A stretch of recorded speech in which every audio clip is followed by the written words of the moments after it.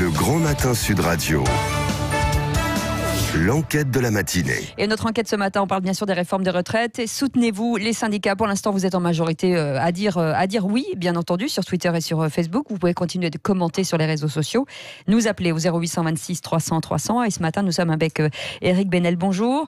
Vous êtes porte-parole de l'Union syndicale solidaire. Célia Delavergne, bonjour. Bonjour. Députée de la Drôme, porte-parole du groupe En Marche à l'Assemblée nationale. Et en ligne avec nous, Patrick Labru, secrétaire général de l'UNSA Ferroviaire Aquitaine, qui sera avec nous dans quelques instants. Oui, qui sera avec nous. Alors, c'est assez partagé sur les réseaux sociaux, même si aujourd'hui c'est plus de 60%, mais dans les commentaires, quand on lit, il y en a par exemple qui disent oui, soutenir les syndicats alors qu'ils nous ont mis des bâtons dans les roues l'année dernière, ils ne les ont pas forcément soutenus quand il y a eu la grève des Gilets jaunes. C'est ce que disent certains.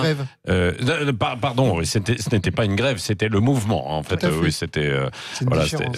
Voilà, c'est ça. Donc, c'est vrai que pour les syndicats, Éric Benel, c'est peut-être l'occasion, on va le dire de façon assez classique, l'occasion de se refaire la cerise un petit peu, ce mouvement. Non ? Non, pas vraiment. Un petit peu. Attendez. Après, on est entre nous, les auditeurs nous écoutent, mais on est entre nous. Justement, il y a quelques temps, vous m'aviez déjà invité à l'occasion de l'anniversaire des 1 an des Gilets jaunes. Et on avait pu débattre à ce moment-là. Et je vous ai expliqué que tous les syndicats n'avaient pas été sur la même ligne vis-à-vis des Gilets jaunes et que pour Solidaire, par exemple, nous avions participé dès le début à ce mouvement. Et on était encore présents sur l'anniversaire assez compliqué en termes de manifestation. En dehors de la question de fond pour ou contre cette réforme, est-ce que vous avez le sentiment, vous, Célia Delavergne, vous êtes députée de la Drôme, que ce soit sur le terrain ou même quand vous rencontrez des syndicalistes, que c'est l'occasion aussi pour eux de prendre une forme de revanche parce qu'ils avaient été squeezés depuis 1 an et demi ou 2 ans par le pouvoir en place et Emmanuel Macron? Moi, j'ai le sentiment qu'on travaille de mieux en mieux avec les syndicats, que ça n'est pas uniquement à l'occasion des Gilets jaunes qu'on a commencé à travailler avec eux. Moi, sur le terrain, je les rencontre depuis le premier jour. En revanche, je trouve qu'on arrive de mieux en mieux à dialoguer. Alors, il y a effectivement des mobilisations, il y a des inquiétudes dans la rue, on les entend, mais on est capable aujourd'hui de dire comment le dialogue avec les syndicats a fait bouger des lignes sur les différentes réformes qu'on a proposées depuis 2 ans et demi. Oui, bon, donc voilà, il y a une évolution quand même, non ? Non, pas vraiment. Non, pas vraiment. Ça, c'est des éléments de langage, c'est toujours intéressant d'entendre dire ça, mais depuis l'arrivée d'Emmanuel Macron au pouvoir, c'est pas du tout ce qui s'est passé dans les faits. Les ordonnances travail ont été faites très vite et ont mis à mal les organisations syndicales au cœur des entreprises, avec une réduction extrêmement importante du nombre de délégués et de représentants dans les entreprises. Là, on arrive au bout du processus. La fin, c'était fin 2019 et on en voit les conséquences concrètes. Il y a eu aussi ce qui s'est passé sur l'assurance chômage il y a quelques mois, c'est tout récent. J'ai pas à souvenir qu'une seule organisation syndicale ait dit que les choses se soient bien passées, y compris la CFDT a été extrêmement dure sur la manière dont les choses se sont passées. Donc, on peut faire des éléments de langage et des belles phrases en disant ça se passe mieux. Dans la réalité des faits, c'est pas du tout ça. Non, mais moi je vois, ne serait-ce qu'au niveau des députés, puisque je suis porte-parole du groupe parlementaire. Au moment de la loi Pacte, on a engagé des auditions des syndicats un par un. Puis on les a reçus, le rapporteur les a reçus un par un. On a, par exemple, préservé le local syndical à 200 salariés, qui était une demande à la fois de la CFDT et de Force ouvrière. On a fait voter ça, ce qui n'était pas dans la loi, et que au début, le gouvernement voulait faire bouger. Donc, par cet exemple concret, et j'en ai d'autres, je crois qu'on est capable de dialoguer. Ce ne sont pas forcément des choses qu'on met assez en avant.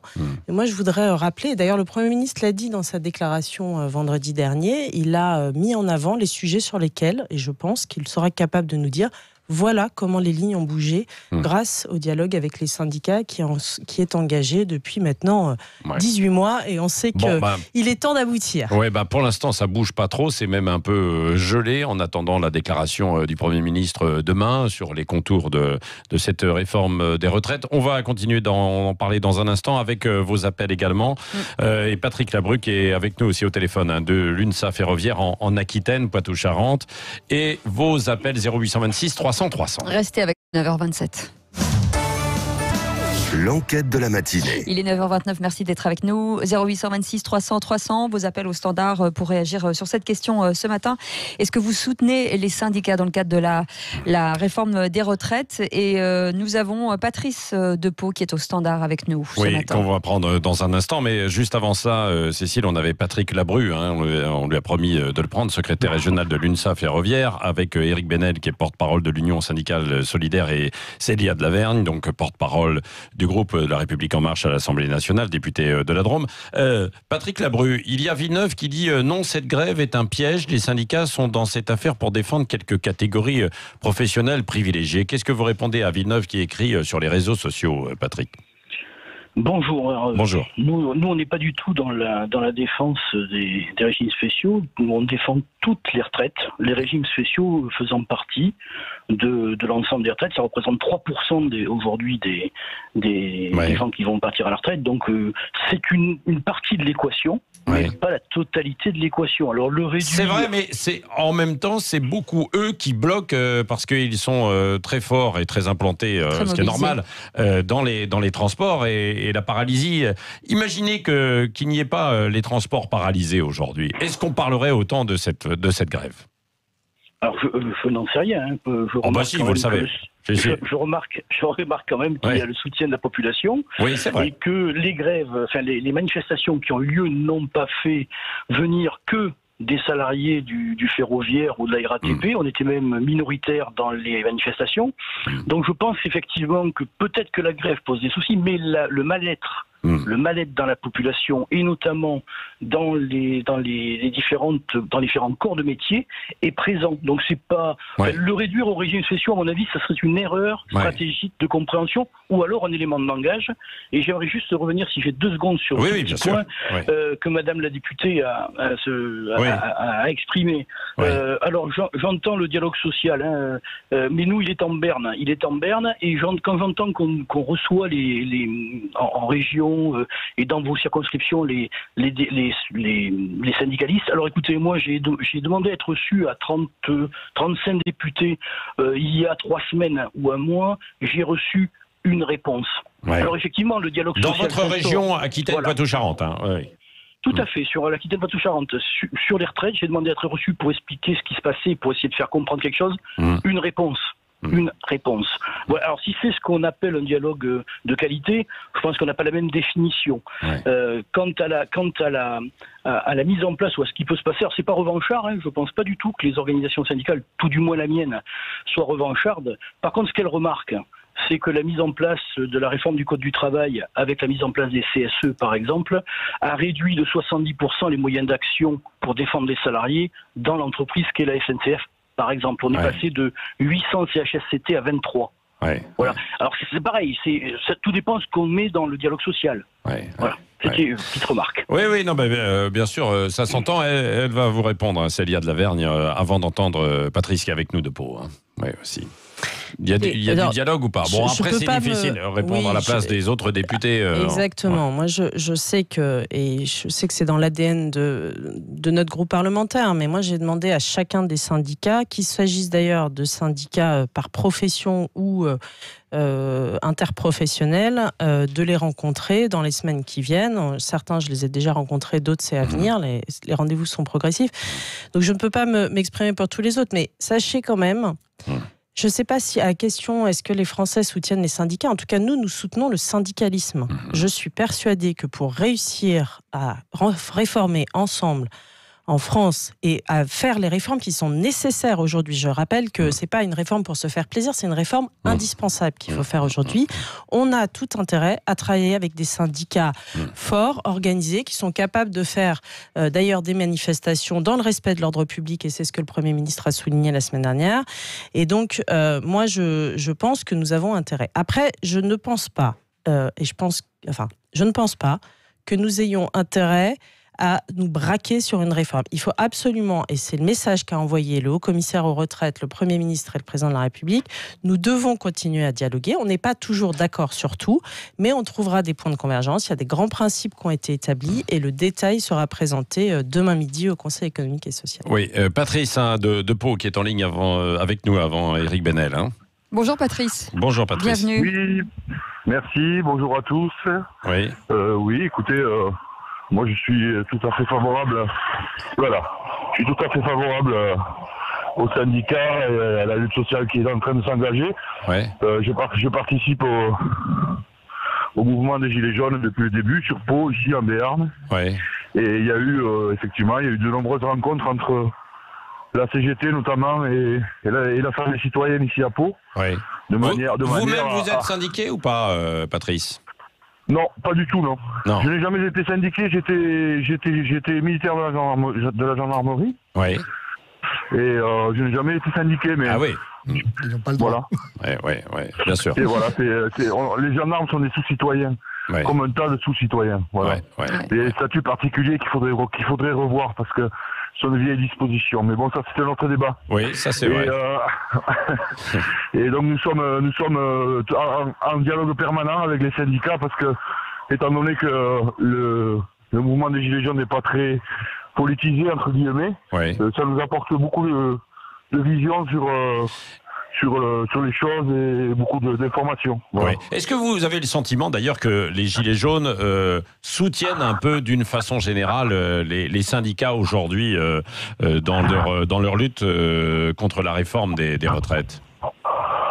Oui, ici c'est factuel. Ici il y a des rencontres, il y a des rencontres dans le Grand Sud-Ouest, pas uniquement sur Pau, parce qu'il y a une assemblée citoyenne sur Pau.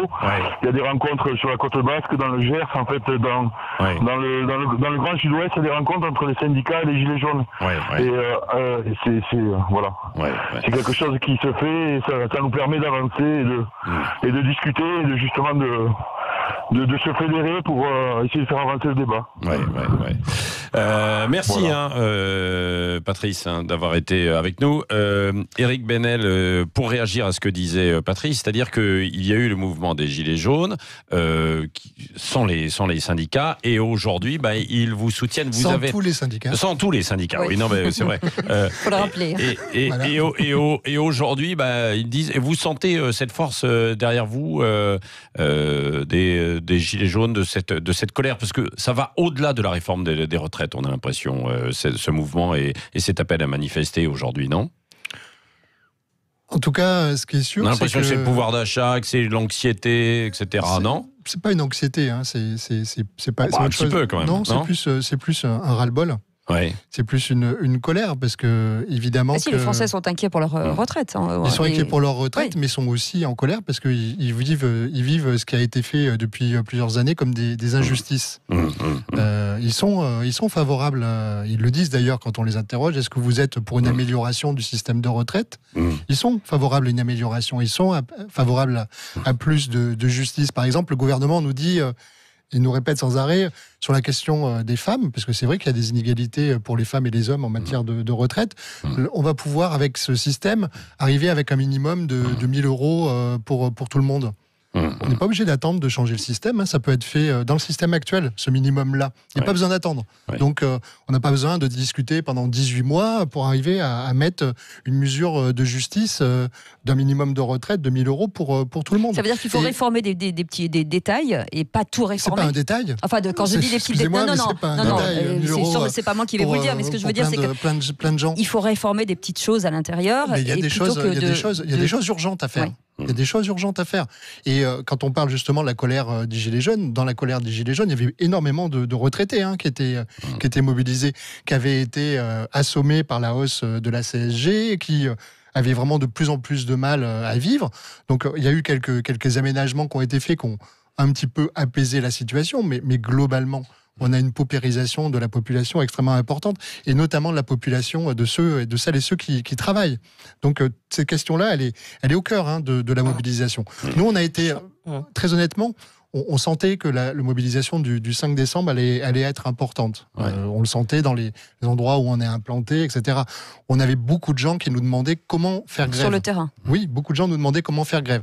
On avait aussi beaucoup de salariés de petites entreprises qui nous téléphonaient ou qui nous écrivaient pour nous dire « On va se mettre en grève dans ma petite entreprise, mais comment faire pour que ça se voit ?» Oui. Parce qu'on donne les chiffres de grévistes, des grosses entreprises, de la fonction publique, etc. Du coup, on a l'impression qu'il n'y a que dans ces secteurs qu'il y a des grévistes, alors qu'il y avait des grévistes partout. Alors justement, il y a Véro, juste 2 secondes avant, qui dit « Je soutiens les syndicats, mais aujourd'hui, je suis très en colère parce que je suis gréviste et ma supérieure me fait remplacer en école maternelle. On me retire une journée de salaire. J'ai l'impression qu'on m'a volé ma grève, en fait. Le fait qu'on l'ait remplacée et que ça puisse pas se voir, justement. » Célia de la Vergne, oui. Moi, je dois réagir par rapport aux 1 000 euros. Ce qui est bien, c'est qu'on se retrouve sur cette idée aujourd'hui qu'il faut quand même un minimum de pension qui soit suffisamment digne pour les uns et les autres. Clairement, si on faisait ça aujourd'hui sans bouger le reste, c'est une réforme qui met encore plus en péril le système actuel. Les Français l'ont bien vu. On va vers un déficit en 2025 de notre système. Et vous, comme moi, c'est vous qui l'avez organisé avec les exonérations de cotisation. On acceptera de cotiser, puisque vous savez que nous cotisons pour les retraites des personnes qui sont actuellement à la retraite, nous travailleurs. Du coup, si moi, demain, je n'ai pas confiance dans le système, mon consentement à payer cette cotisation et ma confiance dans le système va être mise à mal. Et donc, il nous faut absolument trouver un système qui redistribue de manière plus équitable l'ensemble des cotisations aujourd'hui qui sont faites pour les retraites, en préservant justement les plus fragiles. Par le fait qu'aujourd'hui, dès la première heure travaillée, vous cotiserez à la retraite, ce qui n'est pas le cas aujourd'hui, et vous le savez. Par ce minimum à 1 000 euros, qui doit permettre justement d'assurer un minimum de pension digne à toutes celles et ceux qui ont travaillé toute leur vie. C'est pas le cas aujourd'hui des agriculteurs, des commerçants. On voit bien qu'on touche aujourd'hui à des gens qui ont travaillé toute leur vie, parfois le week-end, à qui on doit proposer un système plus rééquilibré. Oui. Mais encore une fois, sur cette question-là, il n'y a pas besoin de modifier le système. Et quand vous parlez des paramètres de financement et des cotisations, je rappelle juste que le déficit, il vient pas de décisions qui seraient tombées du ciel. C'est vous qui avez exonéré les cotisations sociales. C'est personne d'autre.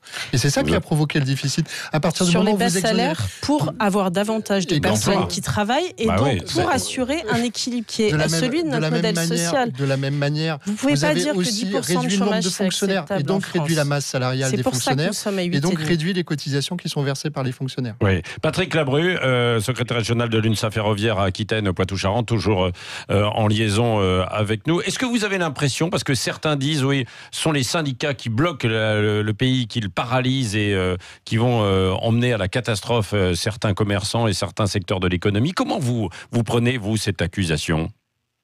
Alors nous, on n'est pas demandeurs de cette réforme. Alors, c'est le premier point. C'est le gouvernement et ses choix qui poussent les organisations syndicales à rentrer dans le conflit. On ne rentre pas dans le conflit par plaisir. Je vous rappelle, contrairement sauf que vous avez commencé à déclencher le conflit avant que ne soient véritablement connues toutes les pistes. Mais disons que quand on vous donne aucune information et que vous avez aucun paramètre pour pouvoir discuter, c'est complexe de signer un blanc-seing. Enfin, moi, je fais pas de chèque en blanc. C'est fini le Père Noël. Enfin, je vais être un petit peu trivial, mais j'y crois plus, quoi. Donc aujourd'hui, nous sommes dans un moment de défense en disant, soit on nous donne des éléments et on arrive à dialoguer sur les éléments pour savoir comment ça va se passer, ce qui va arriver. Alors on arrive à faire des calculs. Alors on nous dit que c'est pas bon, peut-être, mais qu'on nous donne les éléments. Or aujourd'hui, le gouvernement ou M. Delevoye, personne ne veut nous donner les éléments pour nous dire ce qui va se passer demain. Donc c'est quand même une grosse problématique. Voilà. Et on n'est pas responsable de ça. Nous, on n'est pas. C'est pas par plaisir que les organisations syndicales, dont l'UNSA Ferroviaire, appelons à la grève. Et ce sont nos mandants et nos adhérents qui nous disent qu'il faut y aller. C'est pas la structure qui dit on va y aller. Célia de la Vergne.